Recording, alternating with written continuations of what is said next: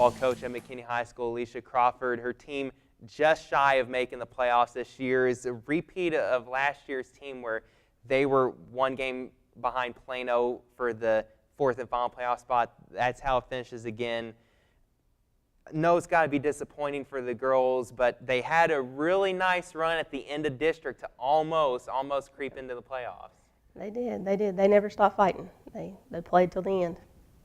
A big reason why you got off to a slow start in district was the Chelsea Thomas being injured to start off that district play. She had a shoulder issue, and so having her out of the side, that dramatically affects the team when their leader is out of the lineup. It does. You know, Sierra Wilson came in and pitched and did a good job and did the best that she could do and put us in position to win ball games. But it's just that little extra bit when you have your team leader on the mound.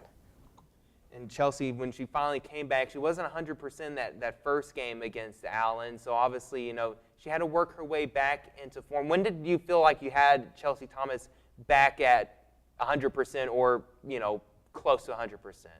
I would say the Plano game. When the Plano at home, she came out and battled, and I tried to give her an inning off, and that didn't work, and she went back out there and just fought. And I feel like that Plano game was the first game that she was back and healthy and felt healthy. And then she goes and, you get the win against Allen, second last game of the district schedule, so you set up an opportunity now where Plano, Allen, and yourselves are all 2-7 going last game. What in that Allen game particularly allowed your team to overcome, the previous adversity and the loss to them earlier in the year and come out and win that game? We gave up 3 runs early in that game. We had a rough first inning and recovered from that, and they managed to scratch one more run. But Chrissy Fontillas hitting the 3-run home run was a huge turning point. And, it built momentum, and once we took the lead back on that 3-run home run, the girls weren't ready to give it up. A lot of the games earlier in the district schedule, especially, your team struggled hitting. You weren't being able to get those, double-digit hits in a game and really bust open, the scoring line or have that one inning where everything just goes your way. What were some of the things in practice that you guys worked on to help get out of that funk and towards the end of the year able to put up the runs that you needed to win some of those games? The biggest thing was pitch selection. Early in district, I felt like we were trying to be too selective, and we were ending up, down in a count 0-2 and 1-2 to a lot of pitchers. And, there's some good pitchers in this district, and I'm not taking anything away from our hitters, but when you put yourself continually in a hole and you're trying to fight out of that hole, it gets difficult. And, we did get a lot of hits. We just scattered them. We couldn't put back-to-back hits together and push those runs across the plate early in district. And I feel like the second round we did a much better job of that. And you also started, I know you were telling me earlier, a lot of your players, they were just hitting some balls right at defenders. Yeah. And sometimes those lucky breaks go to the other teams and they don't go to yours, and it's frustrating. It is. And, in the second round, some of those breaks started going our way, and that made a big difference. And, a lot of it's confidence, especially in a game of failures. You start getting that confidence, and that helps a lot. But when you're going up there and you're hitting the ball right on the nose and you're hitting it right at the shortstop, you can't. You can tell a kid all day long that, hey, you're making good solid contact, but if that ball's not falling, they're not hearing what you're saying.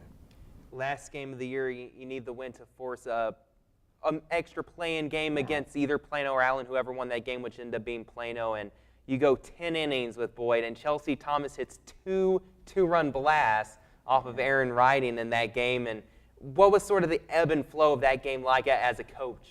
Well, it's that crosstown rivalry, and it is. The girls know each other. They grow up playing together, and they grow up playing against each other in school ball. And, Aaron wasn't going to back down to Chelsea, and Chelsea wasn't going to back down to Aaron. So it made for a good rivalry and a great game. The atmosphere was good. Both teams were fighting hard. There wasn't any negativity. And, it comes down to one play and, one outfielder for us, trying to be aggressive and trying to build some momentum, and just didn't go our way. You have several seniors on this team, and that was their last game, but you had, Chelsea Thomas and several other players that performed well for you all year long. You're going to miss a lot from them going into next season. Oh, I'm going to miss all 4 of our seniors. Chelsea, obviously, for what she does. Jasmine Nelson had a great year defensively. I've moved her all over. She's so versatile. She had a phenomenal year offensively, batting leadoff for us, which is something she's never done. We mentioned Courtney Gilstrap, left fielder for us, that just had timely hits this year and played well. Played solid left field, but just would come up with the big hit when you needed it. And Charity Whitson came back from a shoulder injury early and filled in at catcher for us because we needed a catcher, which is something she's never done. So she had a lot to learn and, did the best she could do. Of the players returning, you're going to hope, one, that they can stay healthy, because that seemed to be just a problem that kept reoccurring for your team this year. And then what are some of the things about the returning players that you like going into next year, and some of the things that you need to work on? Well, I think if we come back healthy, like I said earlier, Ashley Carlton battled through that wrist surgery and comes back and then blows an ACL in the first district ball game at Plano. If we come back healthy, then we'll be returning a good team. Obviously we're going to miss those seniors and miss what they brought, but we've got a good incoming freshman class, and we've got to build on that.